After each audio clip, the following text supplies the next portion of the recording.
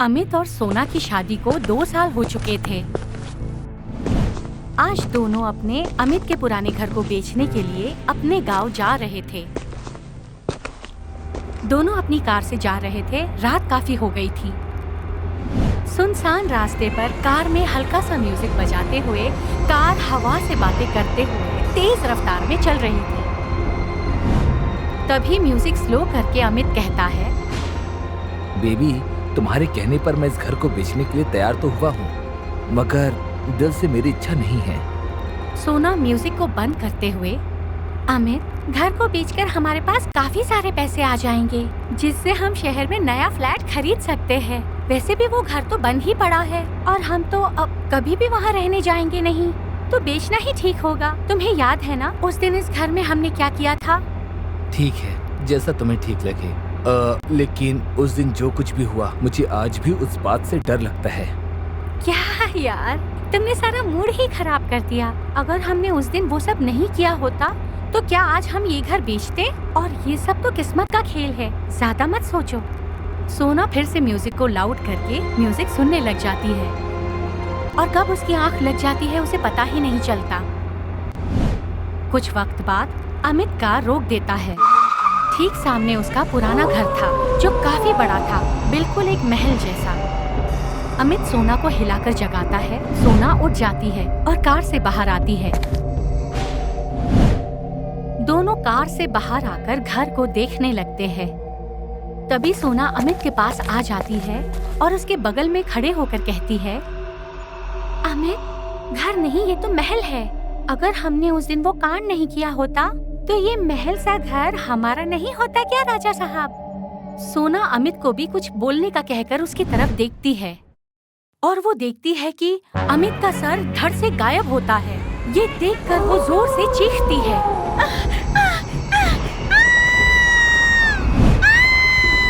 और तभी उसकी चीख सुनकर अमित कार का ब्रेक लगा देता है। तब सोना नींद से जाग जाती है। असल में अभी तक वो ख्वाब देख रही थी। क्या हुआ सोना, तुम ठीक तो हो ना? मैंने अभी अभी एक बहुत बुरा ख्वाब देखा। चलो, तुम ठीक वक्त पर उठ गई। लो, हम घर आ गए। ऐसा कहकर अमित कार से बाहर निकलता है। दोनों पति पत्नी घर के अंदर जाते हैं। वो घर काफी वक्त से बंद था, जिसकी वजह से वहाँ पर बहुत सारी धूल और मकड़ी के जाले थे। देखने में वो घर किसी डरावनी जगह से कम नहीं लग रहा था। दोनों एक कमरा साफ करके उसी में रात गुजारने का सोचते हैं, क्योंकि कल तो घर बेचकर जाना ही है। काफी रात और इतनी दूर से आने के कारण दोनों थककर सो जाते हैं।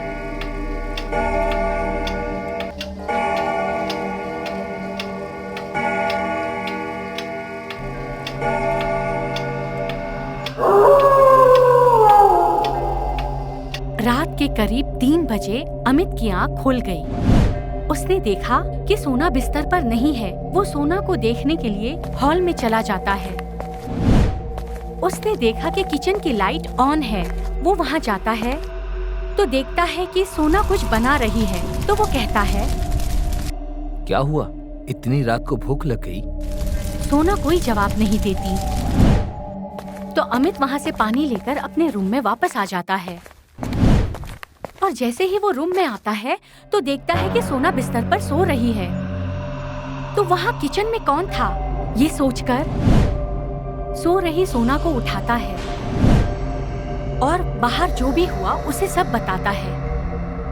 तब सोना कहती है, ये सब तुम्हारा सपना होगा, चलो अब सो जाओ, मैं तुम्हारा सर दबा देती हूँ ताकि जल्दी नींद आ जाएगी। अमित ज्यादा ना सोचकर सोने के लिए बेड पर लेट जाता है और सोना उसका सर दबाने लगती है और अमित को अब धीरे धीरे नींद आने लगती है। जैसे ही वो एक झपकी लेता है, उसकी आंख अचानक से खुल जाती है और तभी वो देखता है कि सोना का सर गायब है और सोना के हाथ में एक तेज चाकू है जो वो अमित के गले के पास रखी है। तभी अमित भागते हुए बाहर जाता है और डर के मारे सोफे के पीछे छुप जाता है। काफी देर तक वो किसी की आवाज ना सुनने के बाद वो राहत की सांस लेता है। और बाद में वो जैसे ही सोफे की ओर देखता है, वहाँ सोना की लाश पड़ी होती है जिसका सर नहीं होता है। ये देखकर अमित बहुत डर जाता है और अब वो क्या करे ये उसे समझ नहीं आता। तभी उसे एक सरकटी चुड़ैल दिखाई देती है, जिसे देख के वो कहता है, तुम यहाँ, लेकिन तुम तो। हाँ, मैं यहाँ क्योंकि ये मेरा घर है। तेरी बीवी को तो मैंने मार ही दिया, अब तेरी बारी है। छोड़ दो मुझे, माफ कर दो, मुझसे बहुत बड़ी गलती हो गई। अमित को अपनी की हुई गलती याद आती है।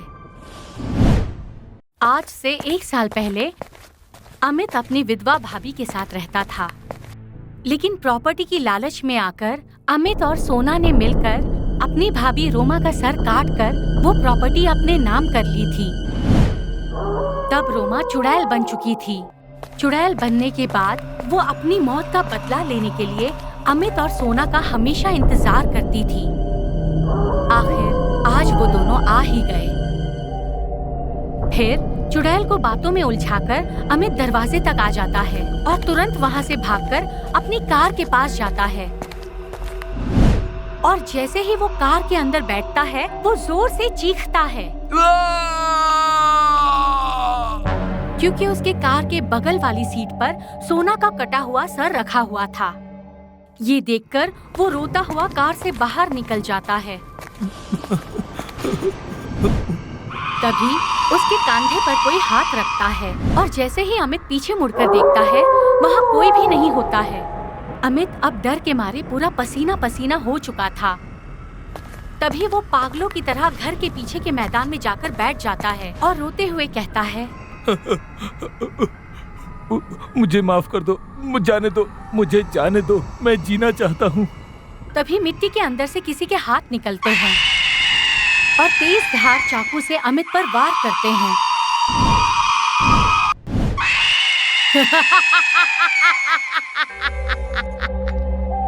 और चारों तरफ सन्नाटा छा जाता है।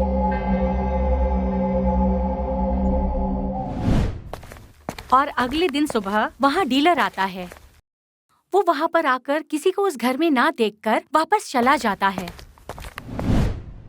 उसको जाता हुआ देखकर अमित और सोना दोनों के कटे हुए सर एक दूसरे से कहते हैं, काश हमने लालच ना किया होता तो आज हम जिंदा होते।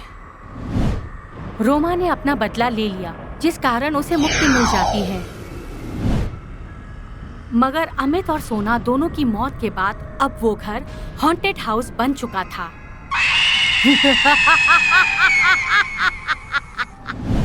आपको हमारा ये वीडियो पसंद आया हो तो प्लीज हमारे चैनल को सब्सक्राइब कीजिए और हाँ, वीडियो को लाइक और शेयर करना मत भूलना।